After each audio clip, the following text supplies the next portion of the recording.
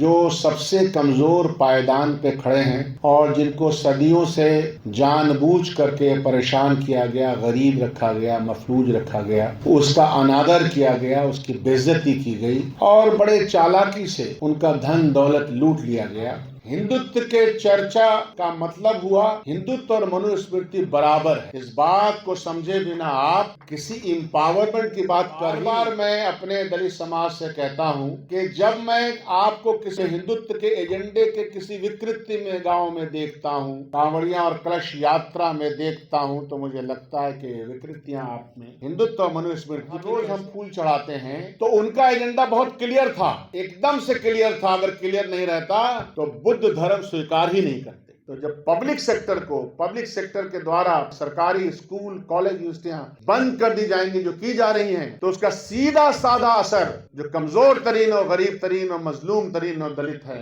उन पर पड़ेगा। इसको रोकिए, आंदोलन को तेज कीजिए। इंडिया गठबंधन में वो तमाम पार्टियां और पार्टियों ने अपना अपना मंशूर वहाँ रखा है। हम लोगों ने इस बार का मैनिफेस्टो जनता के बीच में जाके बनाया है। तो कई मीटिंग ज़िले लेवल पे और प्रखंड स्तर पे हुई है। तो ये जनता का मैनिफेस्टो है और ये विषय रहा है। मैं कुछ अलग से बात कहना चाहता हूँ। जाहिर सी बात है कि कांग्रेस पार्टी का जो आज का नेतृत्व है, माननीय राहुल गांधी जी का, वो आज का नेतृत्व बहुत ही साफ है। फिर मैं जोर दे रहा हूं, आज का जो नेतृत्व है वो बहुत ही साफ है और वो यह भी कह रहा है कि जो सबसे कमजोर पायदान पे खड़े हैं और जिनको सदियों से जानबूझ करके परेशान किया गया, गरीब रखा गया, मफलूज रखा गया, उसका अनादर किया गया, उसकी बेइज्जती की गई और बड़े चालाकी से उनका धन दौलत लूट लिया गया, उन सब के प्रति सम्मान है और हम उसके साथ खड़े हैं। लेकिन आपके इस चर्चा में हिंदुत्व की चर्चा हो रही है कि नहीं हो रही? हिंदुत्व के चर्चा का मतलब हुआ हिंदुत्व और मनुस्मृति बराबर है। इस बात को समझे बिना आप किसी एम्पावरमेंट की बात कर ही नहीं सकते। ये बार बार मैं अपने दलित समाज से कहता हूं कि जब मैं आपको किसी विकृति में, हिंदुत्व के एजेंडे के किसी विकृति में गांव में देखता हूं, कांवड़ियां और कलश यात्रा में देखता हूं, तो मुझे लगता है कि विकृतियां आप में हिंदुत्व और मनुस्मृति की कैसे आ गई। इस पर कोई सवाल होगा कि नहीं होगा? जरूर। और इस पर सवाल किए बिना आप एम्पावरमेंट के किसी भी प्रोसेस को अपना ही नहीं सकते, ऐसा मेरा मानना है। काम करने की जरूरत है, बहुत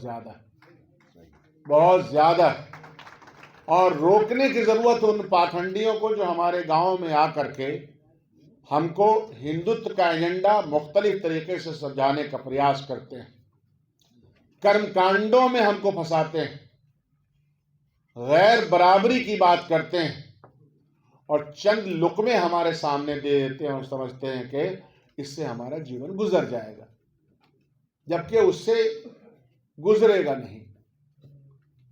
जो समानता का समाज बनेगा और बनने का सपना हम देखते हैं, उसके लिए बहुत संघर्ष है।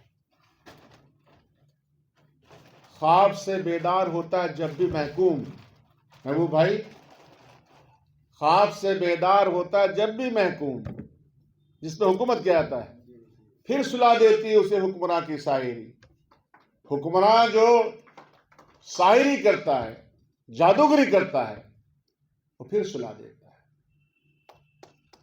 और हमको थोड़े थोड़े, मान लीजिए कि आपके सारे बात मान लिए जाएं हमारे, और हिंदुत्व का एजेंडा कायम रहे, तो क्या आप इस बात को मानेंगे? सारा बात मान लिया जाए, लेकिन हिंदुत्व का और ब्राह्मणवादी व्यवस्था कायम रहे इस देश में, तो क्या वो आपको किसी भी तरह का न्याय का फल देगा? नहीं देगा। तो हमारे एजेंडे में हिंदुत्व का एजेंडा और मनुस्मृति के एजेंडे को आगे रखना चाहिए। और जिन पर हर रोज हम फूल चढ़ाते हैं, तो उनका एजेंडा बहुत क्लियर था, एकदम से क्लियर था। अगर क्लियर नहीं रहता तो बुद्ध धर्म स्वीकार ही नहीं करते, अगर ये एजेंडा क्लियर नहीं होता। मैं जेएनयू में भी शुरू से ही हम लोग ऐसा महसूस करते हैं कि अगर आपको हिंदुत्व के एजेंडे के खिलाफ लड़ना है और समानता के लिए और ताकत के लिए और अपने अधिकार के लिए लड़ना है, तो वो रास्ता तो उस धर्म के किताबों का हो ही नहीं सकता जिसमें वर्ण व्यवस्था को कायम किया गया है। ये बड़ी बात है, इसको लेकर के गर्दन उतारी जा सकती है। इसके लिए हिम्मत चाहिए, नंबर 1। पॉलिटिकली हम ऐसा समझते हैं। मैं इन दिनों किताबें पढ़ रहा हूं बहुत, और थोड़ा दलितों के ऊपर, और ये 20 उपवर्गों में जो दलित समाज बटा हुआ है, और उनको जो मैं देख रहा हूं और उनके अंदर की व्यवस्था को जो देख रहा हूं, तो मुझे लगता है कि दलित वर्ग के अंदर न जमीन, न जगह, न इज्जत, थोड़ी सी खिड़की, थोड़ी सी आपको इज्जत सम्मान देने के लिए आरक्षण के माध्यम से खोली गई, उसको भी बंद करने का प्रयास हो रहा है। ये थोड़ी सी खिड़की जो खुली, तो उसको ही लोग समझते हैं कि बहुत अमीर हो गए हैं कुछ लोग किसी जाति में, ये इल्जाम लगता है, जबकि बात इसके उल्टी है। जब आप परसेंटेज ऑफ वेल्थ देखिएगा, दौलत का बंटवारा देखिएगा, तो कहीं नहीं है दलित जाति। मैं अपने मुस्लिम भाइयों से भी कहता हूं, पटना में कहता हूं, कई मित्र मेरे घर पे आते हैं, आज़ाद आते हैं, पासवान है, वो सब आते हैं, और मुस्लिम मित्र भी रहते हैं। तो मैं कहता हूं कि देखो, जो मजलूमियत या जो जुल्म हम महसूस कर रहे हैं, ये 50, 60, 70 साल का फेनोमेना है। शायद एक तरफ हजारों साल का फेनोमेना है। इतने होने के बावजूद पटना में हमको बताओ 8-10 मोहल्ले तो अमीर अमीर मुस्लिम समाज के हैं, सैकड़ों मल्टी स्टोरी बिल्डिंग भी हैं।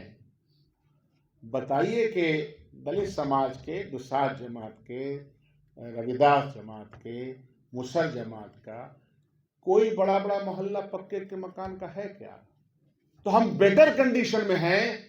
तो अगर बेटर कंडीशन में है, तो इंसाफ का तकाजा यह है कि इन मजलूमीन के साथ तुम्हारा साथ होना चाहिए। मैं ओपनली बोलता हूं, अपने समुदाय में बोलता हूं, 2 वर्ग हमेशा, तालीम याफ्ता वर्ग और जो एम्पावर्ड वर्ग है, और उसमें अगर दौलत का भी एम्पावरमेंट में है, तो हमारे धर्म में कहते हैं कि इनकी पूछ होगी। जब कभी हिसाब किताब हमारा होगा ऊपर में, तो ये पूछा जाएगा कि तुमको जो इल्म दिया, तो तुमने इल्म को कहां तक फैलाया, कितना दूसरों को इल्म दिया, और तुमको जो दौलत दी वो कितना दूसरे तक में लगाया, उसका हिसाब दो। लेकिन हमारी कम्युनिटी में भी तो बहुत ज्यादा रिफॉर्म्स की आवश्यकता है, और मैं उस पर काम करता हूं, बोलता रहता हूं कि आपके पास दौलत अगर है और इल्म है, तो किसके लिए काम करें? इस रुए जमीन पर जो मजलूमीन तरीन है इस मुल्क में, और वो कोई और नहीं, वो दलित समाज है। उसके लिए आप कौन सा काम कर रहे हैं, आप कौन सी मदद कर रहे हैं, कौन सा साथ दे रहे हैं, कौन सा एका बना रहे हैं, कौन सी अपनी दौलत दे रहे हैं, ये सवाल किया जाएगा। तो हमने अभी धर्म ग्रंथों को भी पढ़ा, अपने धर्म ग्रंथ, उसको कैसे पालन किया। आइए, यह भी एक लंबा सवाल है भाईजान, आप तो हम लोग के गार्जियन हैं, कि 20% पे आप खड़े हैं और 20% पे हम खड़े हैं बिहार में और देश में भी। इसका मतलब समझ रहे हैं? झंडा बुलंद है। इसका मतलब यह है कि सारे कानून फिर आप ही बनाने वाले हो जाए। मेहनत करनी पड़ेगी 5-10 साल, लगातार मेहनतें हुई हैं, फिर कमजोर कर दी गई, वही फिर सुला देती है उसे हुक्मरां की शायरी, जादूगरी फिर सुला देती है। उत्तर प्रदेश में जाके फिर किसी ने आके सुला दिया। तो यह जो इलेक्शंस के माध्यम से सत्ता परिवर्तन और सत्ता परिवर्तन सत्ता में आकर के अपने लोगों के लिए काम करने का जो मामला है, वो तो हो सकता है, वो वोट की बुनियाद पे हो सकता है। वो 40% में 2 कम्युनिटी खड़ी है जो सताई हुई है आज के दिन में, एक साथ नहीं आ सकते क्या? मैं अपने मुस्लिम समाज में कई बार कहता हूं कि मैं तुम्हारी दावतों को देखता हूं, इफ्तार की दावतों को देखता हूं, तो उसमें वो समाज के यार दोस्त रहे, लेकिन धरती पे ये जो कमजोर तरीन लोग हैं, ये तुम्हारे दस्तरखान पे नजर क्यों नहीं आता है? दलित समाज के लोग क्यों नहीं समझ में आता है? स्टूडेंट्स के बीच में, मैं पिछले दिनों इकबाल हॉस्टल में दावत हुई, तो मैंने कहा कि अंबेडकर हॉस्टल के बच्चे क्यों नजर नहीं आते, क्यों नहीं एका है तुम्हारी? ये बनाना पड़ेगा। बस मैं 2 मिनट में खत्म करता हूं। ये इशारे मैंने आपको किए कि लॉन्ग टर्म प्लानिंग है, SIR के माध्यम से आपके और हमारे वोट काटे जाएंगे। भारतीय जनता पार्टी के जीतने का प्लान बन चुका है, लेकिन लंबी लड़ाई और संघर्ष के साथ अगर जाना है तो हमको दिमाग खोल के रखना पड़ेगा और सफाई से बात करनी पड़ेगी। He that is down needs fear no fall। हम जमीन पर ही तो गिरने का और ज्यादा क्या ही है, और चंद थोड़े टुकड़े मिल जाते हैं तो उससे खुश होने की आवश्यकता नहीं। पूरी लड़ाई तभी होगी जब हम मिलजुल करके नाइंसाफी के खिलाफ लड़ेंगे। इस तरह के मंच पे हम सब इकट्ठा होते हैं, इलेक्शन के ज़माने भी हैं, लेकिन उसके बाद भी, उसके पहले भी कोशिश होनी चाहिए कि हम सब लोग मिलें, बार बार मिलें। लेफ्ट पार्टी के जो हमारे कॉमरेड दोस्त हैं, उनसे हमको कोई शिकायत नहीं है, क्योंकि हम साथ लड़ते हैं और मुद्दों पे लड़ते हैं। लेकिन आपकी बिरादरी के और हमारी बिरादरी के भी शायद कुछ लोग जो सत्ता में हैं, बैठे हुए मंत्री हैं, मेंबर ऑफ पार्लियामेंट हैं, कभी उनका घेराव भी कीजिए कि अपने समाज के बारे में बोलते क्यों नहीं है। लेकिन चूंकि अगर शायद आप जाते होंगे तो कुर्सी उसी बढ़ा देते हो बैठने उठने के लिए, तो उतने भी मजा आने लगता होगा। हाँ, मत होइए खुश। आपके कहा ना कि आरक्षण का थोड़ी सी खिड़की को खुली तो थोड़ा सा जो रास्ता खुला है तो कुछ लोग हुए। मनोज मंजिल ने एक बात कही जो सही है। मैं अपने गांव से किसान का बेटा पब्लिक फंड से बने हुए JNU तक पहुंचा हूं। 270 रुपया मेस बिल आता था और 250 रुपया हम लोगों को स्कॉलरशिप भी मिल जाता था, जाते ही MA में। तो जब देश गरीब था, और उसमें ऐसा नहीं है, उसमें बड़का छोटका मंझला दलित सबके लोग पहुंच जाते थे, उनको भी फायदा होता था। तो जब पब्लिक सेक्टर के द्वारा सरकारी स्कूल कॉलेज यूनिवर्सिटियां बंद कर दी जाएंगी, जो की जा रही हैं, तो उसका सीधा साधा असर जो कमजोर तरीन और गरीब तरीन और मजलूम तरीन और दलित है उन पर पड़ेगा। इसको रोकिए, आंदोलन को तेज कीजिए। धन्यवाद। जय हिंद। नेशनल दस्तक की आपसे गुजारिश है कि अगर इसको बचाना चाहते हैं तो नेशनल दस्तक को सब्सक्राइब करने के लिए रेड कलर के सब्सक्राइब बटन को दबाएं, फिर बेल आइकन की घंटी दबाएं। नेशनल दस्तक को बचाने के लिए बहुत जरूरी है कि हर खबर को शेयर करें, लाइक करें, कमेंट जरूर करें।